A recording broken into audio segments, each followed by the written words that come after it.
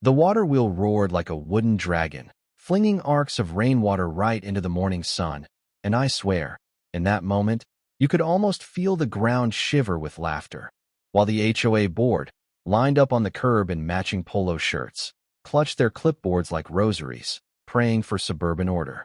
A gang of neighborhood kids, their faces sticky with popsicle and rebellion, chanted, "Turn it faster," while my yard gnomes spun by on their tiny bikes, powered by nothing but the sheer pettiness of a suburban arms race. Right at the center, HOA President Beverly Sloan, hair shellacked, pearls swinging, shrieked, "Shut it down," just as the water wheel splashed a halo over her blowout and zapped her megaphone into silence with the most dignified BZ I've ever heard. Water dripped off her earrings, her mouth opened and closed like a fish, and the rest of the board just slowly backed out of the splash zone, like maybe, just maybe, this wasn't the hill to die on. But hey, let me back up 3 weeks, because none of this started with a water wheel or a crowd of kids. I'm Miles Calder, just a quiet software guy. Keep to myself, grill a halfway decent steak, mind my own business. I'm not the kind to cause a fuss. I like my morning jogs, a little chess before bed, tinkering in the garage on the weekends, keeping my head down. I pay my HOA dues, mow my lawn to exactly 2.5 inches. Don't ask me how I know, I just do. Every spring, I paint the fence, never had to be reminded. My life, pretty simple. Until the drought hit, and utility bills started looking like ransom notes, my basil plants fainting at the first sign of sun. So I did the math and installed a moss green rain barrel behind my cottage in Cedar Hollow. Figured, why not save a little water, maybe keep my herbs alive? I didn't ask permission, never even crossed my mind. I mean, who gets mad about saving water? Well, let me tell you who. Beverly Sloan, part-time realtor, full-time dictator of the HOA. Queen of Beige. Hasn't closed a deal in 6 months, but polices the block like she's guarding Buckingham Palace. She left me a violation notice, wedged under my doormat like a ransom demand, edges sharp enough to slice a finger. Eyesore scrawled in all caps and underlined in red ink, like my poor rain barrel had robbed a bank or insulted her ancestors. She gave me 72 hours to remove it. Her handwriting looked like it had been sharpened with a whetstone. Now, Beverly doesn't escalate. She detonates. She started circling my house every morning in her pearl-white SUV, camera out the window, documenting crimes like she was the HOA's answer to the FBI. Observe the offensive cylinder, she'd text the board, exclamation points like bullet holes. Property values falling. Neighborhood character destroyed. She taped a measuring tape to my fence and declared my barrel 4 inches over acceptable whimsy. I'm still not sure what unit whimsy's measured in, but apparently I exceeded it. She claimed I was breeding mosquitoes that would bring West Nile to the block, even though the barrel was sealed tight, mesh over every opening. She even started sneaking through my side gate, checking drainage issues, leaving muddy boot prints in my mint patch, and, no kidding, heel dents on the barrel itself, caught on my security camera.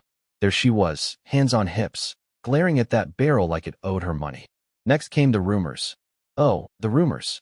According to Beverly's late-night campaign, I was plotting to flood the subdivision, turning Cedar Hollow into Venice.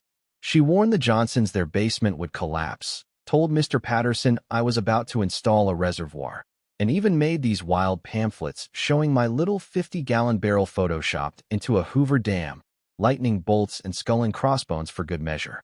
Graphic design by Vengeance and 2 bottles of wine. But Beverly's crowning move, the HOA cardinal sin, was weaponizing city government. She filed a formal complaint, claiming I'd built an illegal structure that endangered the public and tampered with the sacred watershed. She CC'd everybody from the county stormwater board to, I swear, probably the governor. Then, because that wasn't enough, she used HOA funds, my own dues, to hire a contractor to take out my so-called menace, scheduling the raid for a weekday afternoon, when I'd be stuck at work. That Tuesday, the contractor, Danny, showed up with his tools. Good guy, Danny. He saw the shared side yard, legally an easement owned by the city, clear as day on the property survey, and immediately texted Beverly, said he wouldn't touch city property without a permit. She called him 6 times in 20 minutes, angrier each time, threatening him with bad reviews. Smart man, Danny. He blocked her number and drove off. But Beverly? She doesn't let laws, property rights, or common sense get in her way. At 4 that afternoon, she hopped my fence with bolt cutters and gardening gloves, ready to prove the barrel was a hazard.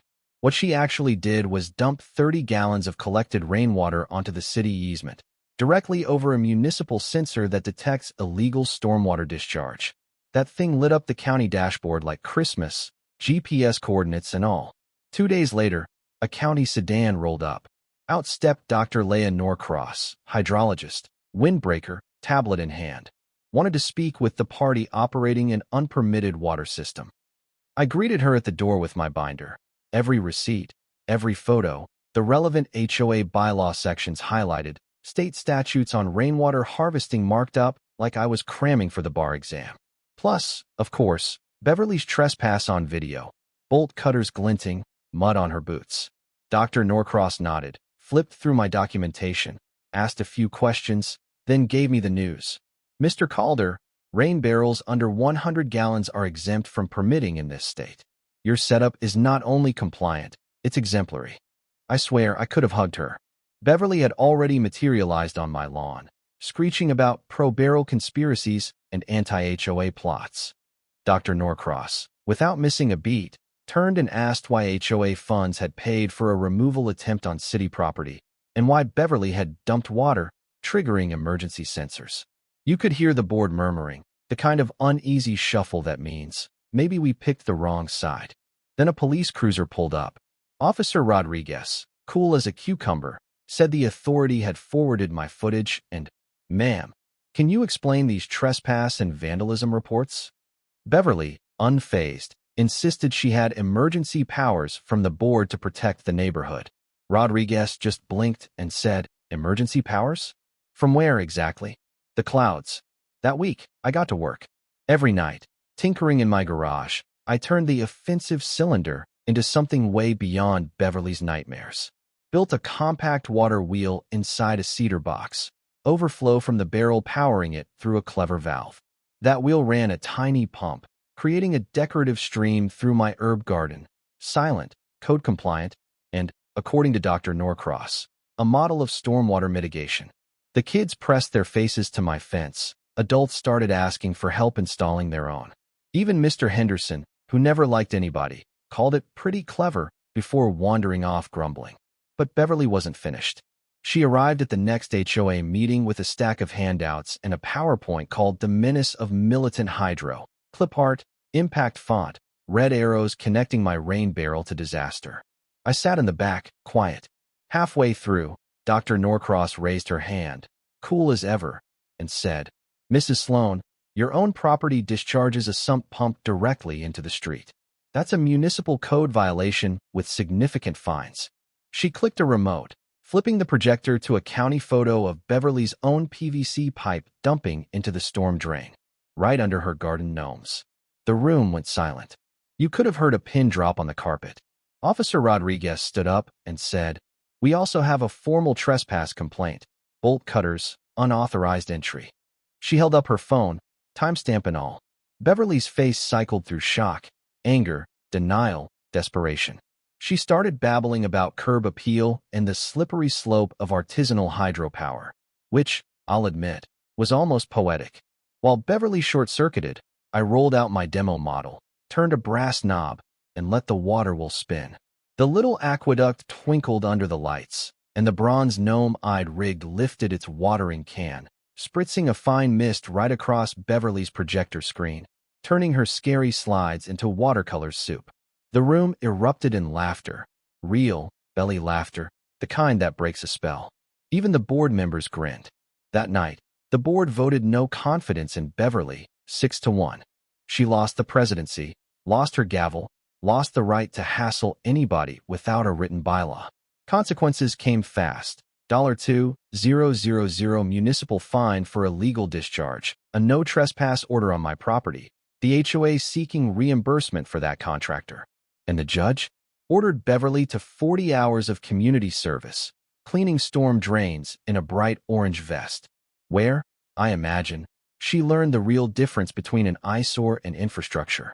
There she stood, hands shaking, voice gone, her kingdom of clipboards and control crumbling in front of the whole neighborhood, while the water wheel hummed in the morning sun, just like it always should have.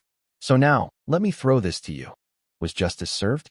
Was I right to fight back, or did I just add fuel to the HOA fire? Would you have kept your head down, or built your own wooden dragon and let it roar? Drop your take below, right or wrong. HOA nightmares or triumphs. I want to hear it all. And hey, if you ever find yourself up against a queen with a clipboard, remember, sometimes, all it takes is a little water and a lot of receipts.